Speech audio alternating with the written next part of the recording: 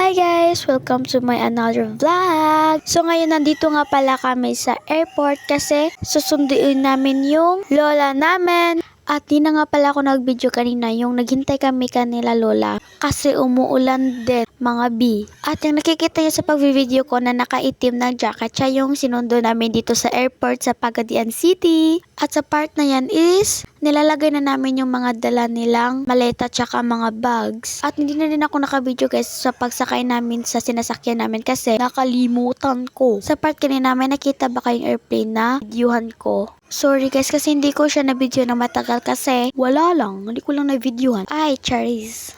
Then sa part din na to is bumibili kami ng Dunkin Donut kasi kakainin namin pag-uwi. Malamang, saan ba namin ipapakain? Uy, charis. Okay. So yan guys, narapan nga kami dyan pumasok kasi sobrang dami ng pila mga be. Kaya naiisip nga kami dyan kung pupunta ba kami sa isang bilihan ng Dunkin Donut. At sa part na to is kakain muna kami pag umuwi.